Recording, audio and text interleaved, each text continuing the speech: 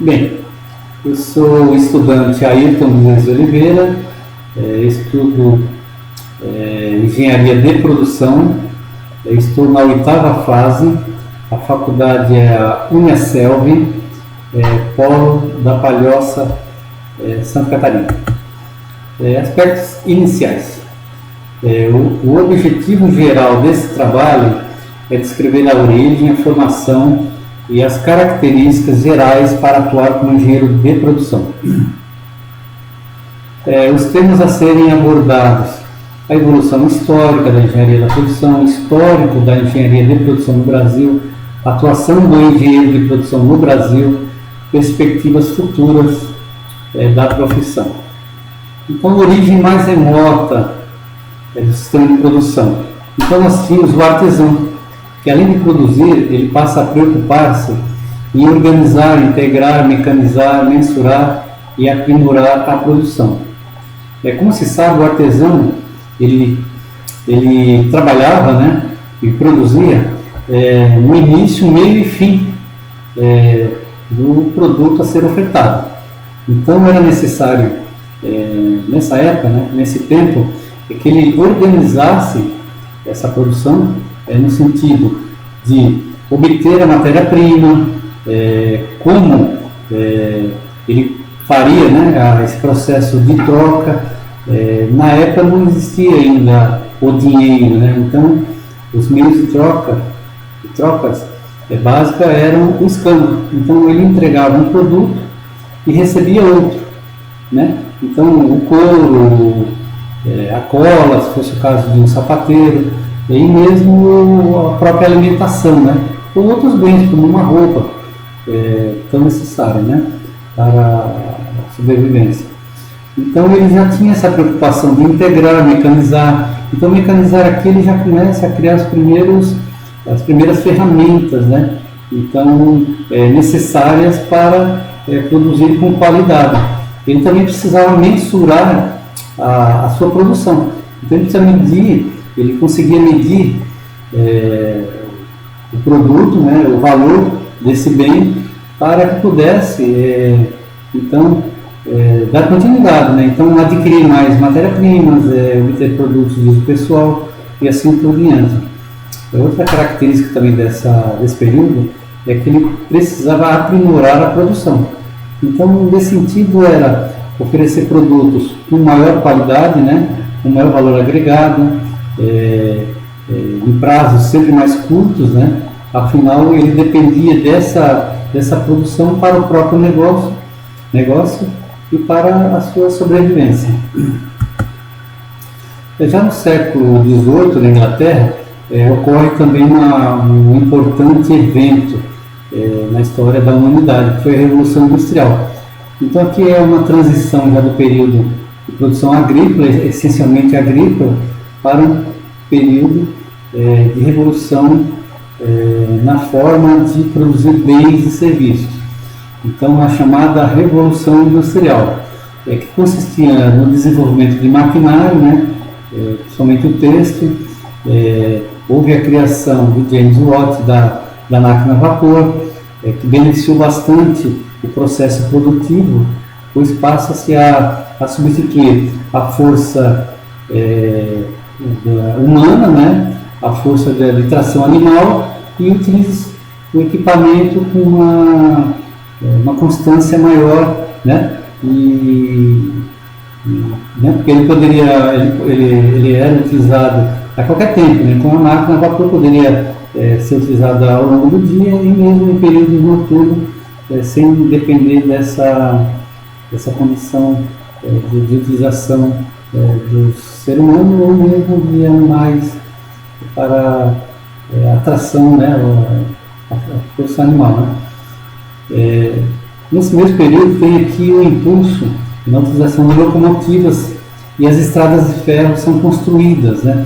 Então isso alavanca muito os negócios, permitindo que se produzisse mais. Havia esse aumento da comercialização, né, a circulação de mercadoria, né, entre os países e entre o próprio país, né. No final do século XIX, entra em cena o norte-americano Frederick Taylor. Então ele cria o conceito da administração científica. Uma aplicação desse sistema seria a integração da produção. Então você aqui passa a estudar formas de medir o tempo, por exemplo, de produção de um bem. Então, com isso, você consegue estabelecer o que vai se produzir, né? A quantidade que vai se produzir num determinado período de tempo, considerando uma planta industrial. Cria-se, então, a produção em massa e a especialização da mão de obra. Então, nesse período, o trabalhador ele já não age, né, não atua mais como artesão, produzindo do início, meio e fim de um determinado produto. Então ele era responsável por apenas uma das atividades da produção de um bem.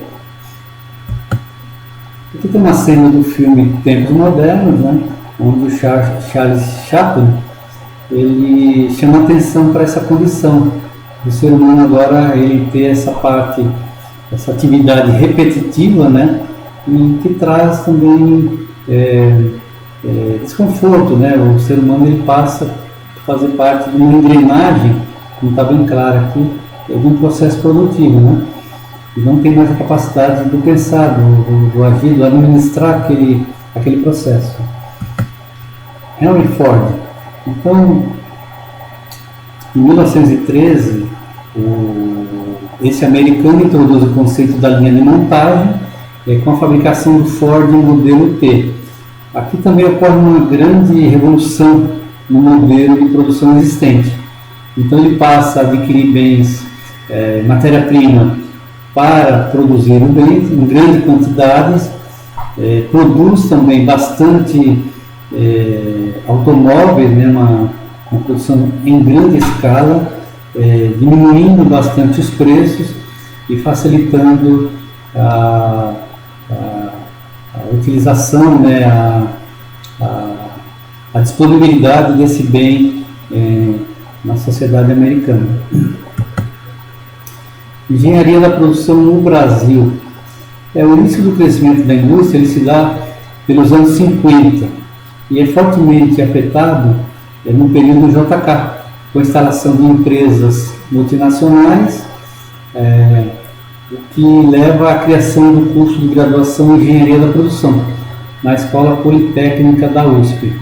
Então, nesse período do Juscelino Kubitschek, o Brasil passa de um país onde a economia vinculada ao setor agrícola era predominante, principalmente com a produção do café, e começa a ter essa necessidade de preparar profissionais que pudessem, então, atender essa nova necessidade, né, que era de empresas, né, produzindo automóveis, e o próprio grupo de empresas que também fornece peças, equipamento para esse setor, né, das montadoras de automóveis. Aqui tem uma imagem de uma planta industrial, uma foto mais recente, com já a utilização muito acentuada da robótica e automação de processos. A formação do engenheiro de produção no Brasil. Então ele é um bacharel em engenharia da produção, a duração média é de 5 anos, ou 10 semestres. O curso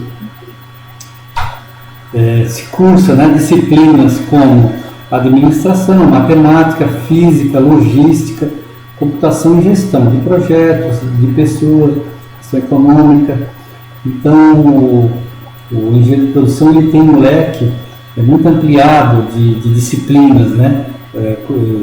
E é o que faz com que ele tenha bastante espaço de trabalho nas empresas em geral, não só no segmento da produção propriamente dita. Ele também tem bastante espaço na área bancária, né, na área de serviços. Então é bastante grande o espaço de trabalho de engenheiro de produção. Perspectivas futuras na engenharia de produção. Então a demanda futura será afetada pelos seguintes desafios. a internet das coisas, inteligência artificial, novas energias, a logística flexível, impressora 3D. Então, na internet das coisas, as redes de objetos físicos, veículos, prédios, são dotadas de tecnologia embarcada, com sensores e conexões com a rede. Então, ocorre monitoramento de saúde, por exemplo, informação do tempo, trânsito, todas elas dentro desse conceito da internet das coisas. A inteligência artificial, que são mecanismos e dispositivos que simulam a capacidade de pensar do ser humano. Então, são carros autoguiados, central de atendimento, telemarketing. Então, hoje já é uma realidade os carros autoguiados, onde ele circula, né, sem a ação direta do ser humano. Então, é totalmente controlado por sensores e softwares para esse fim. Hoje, as áreas também de telemarketing utilizam bastante, né, esse recurso da inteligência artificial, com respostas já bastante próximas e sistematizadas às demandas diárias das pessoas que necessitam de atendimento. As novas energias também é uma nova realidade, onde a produção limpa, né? Então, a produção de energia eólica, solar, né? Onde se evita entrar em áreas que hoje estão sendo bastante criticadas pela sociedade, né? Como a utilização de termoelétricas, que utiliza de carvão, de óleo diesel, né? Então, os governos e a própria sociedade hoje tem pressionado para que se evite a utilização dessa própria energia. Temos também recursos como a impressora 3D, também chamada de fabricação aditiva, produz objetos ao adicionar material em camadas, tanto plásticos e ligas de metal. Temos também a logística flexível, né, que poderia ser descrito como uma capacidade para atuar no mercado variável e imprevisível, onde predomina a dinâmica de mercado que exige processos adaptáveis. Ou seja, a logística flexível, ela exatamente tem que ter, por parte do engenheiro de produção, essa capacidade da flexibilidade, né? A logística hoje ela é responsável por vários aspectos: a agilidade na entrega de bens, na economia, na estocagem de produtos, né, de matéria-prima. Então, se você não tiver uma flexibilidade, você acaba não tendo benefícios e perdendo espaço no mercado tão competitivo como é hoje. Competências esperadas do engenheiro de produção. Então, ele necessita ser capaz de dimensionar e integrar recursos físicos, humanos e financeiros, ser capaz de incorporar conceitos e técnicas da qualidade em todo o sistema produtivo. Então, aqui, o produto ele tem que iniciar e terminar com conceitos, né? Então, não adianta você ter no meio conceitos de qualidade, mas no início não ter essa definição, não ter sido aplicado nenhum conceito, ou mesmo ao final. Então, ele tem que ter no início, meio e fim, a utilização de conceitos, né, que possa gerar um produto sem falhas, com bastante certeza de funcionamento e sem causar nenhum dano, né? Ser capaz de utilizar indicadores de desempenho, sistema de custeio, bem como analisar a viabilidade econômica e financeira. Então, são fatores essenciais na vida do engenheiro de produção. Utilizar de indicadores, né? Porque tudo precisa ser medido, né? Você tem que estar alinhado, produzir, com medir, né? Saber se está ocorrendo aquilo que foi planejado.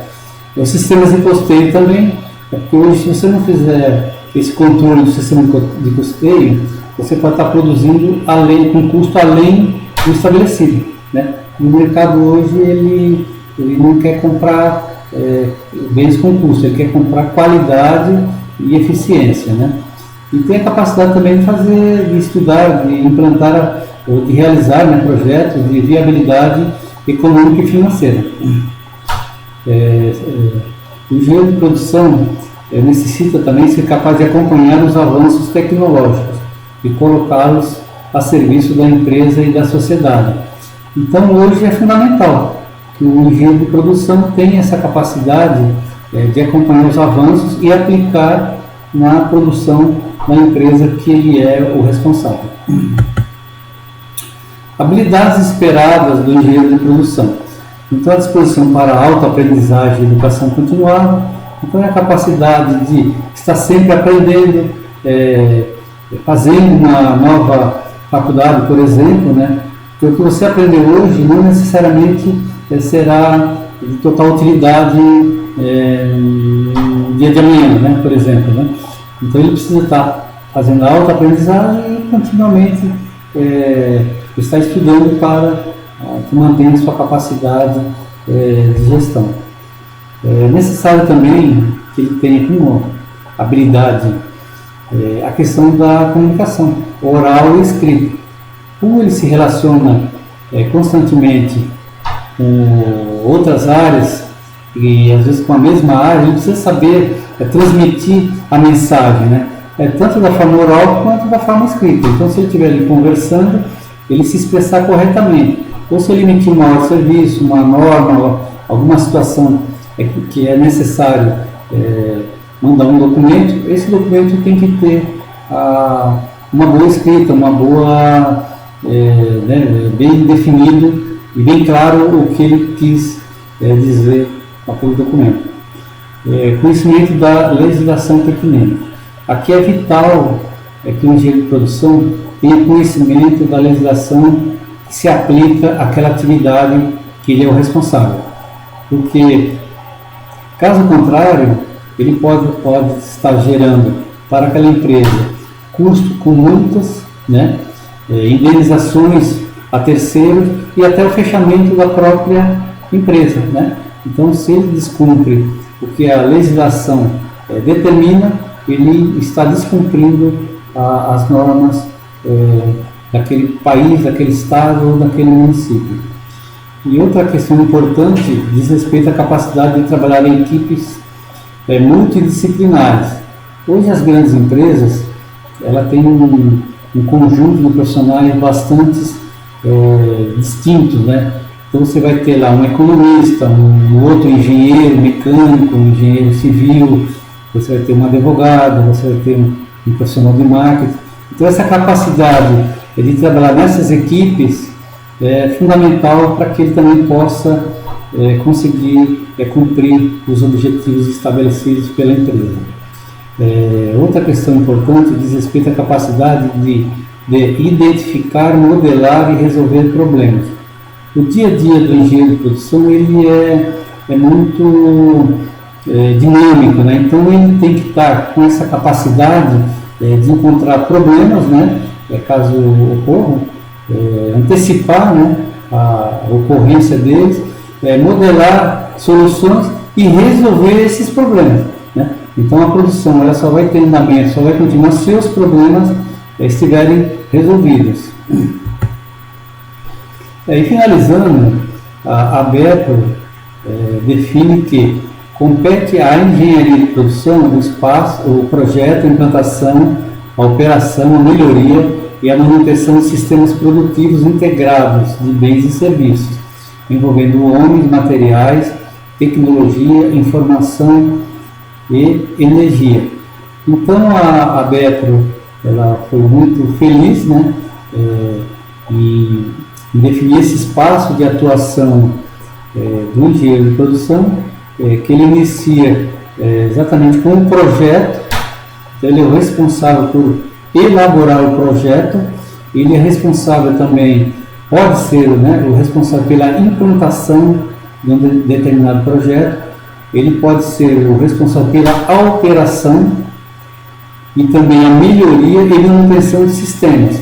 Então, é bastante vasto o campo de atuação do engenheiro de produção e aqui ainda cabe completar a questão envolvendo homens, materiais e tecnologia, né? Então toda a produção, ela basicamente vai ter envolvimento ou a participação desses fatores, né? Então sempre vai ter o ser humano, né, envolvido, materiais e tecnologia. Então o papel dele é exatamente fazer dessa união, dessa gestão desses fatores, a condição de sucesso e de manutenção da produção daquele ente.